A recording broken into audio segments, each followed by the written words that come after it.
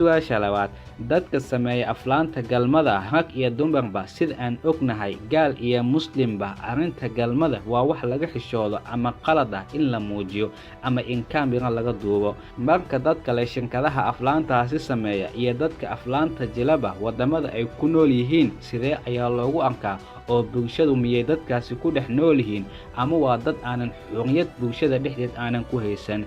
Fadlan iga jaahil bixi, mahadsanid. Sida asalka galmada in la muujisto waxay ka hor imaanaysaa fitrada saliimka ah ee bani'aadamka Alle uu ku abuuray gaal iyo muslimba.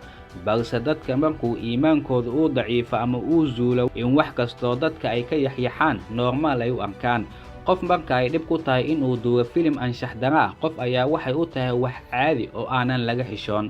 Sida maanta bay u jiraan rag ku dooda ama ku faana rag kale inay guursadaan ama dumar kale inay guursadaan.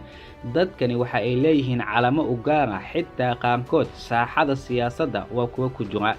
Mar haddii qofku uu ku dooday in qoomuluudnimada dadka ay aqbalaan, dadkani filimaanta anshaxa xun sameeyana waa dad caan ah oo bulshada ku dhex nool. Marmar waxaa dhacday xitaa in dadka jidka socda sawiro ay la galaan. Qaarkood dadkani waa dad caruur leh oo ilmo dhalay. Waxa ugu weyn ee ugu wacanna waa in jinkoodu ay ka ganacsadaan.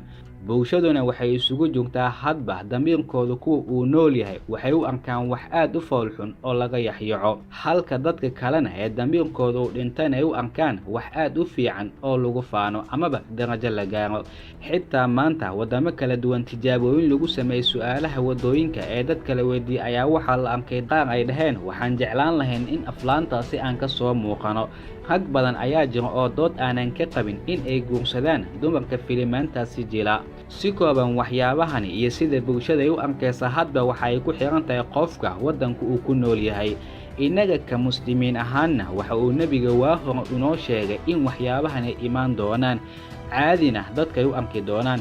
Xitaa waxa uu nabigu sheegay marka dadka dhexdooda zinada ay ku dhex faafto in cudurro kala duwanna dadka lagu imtixaani doono.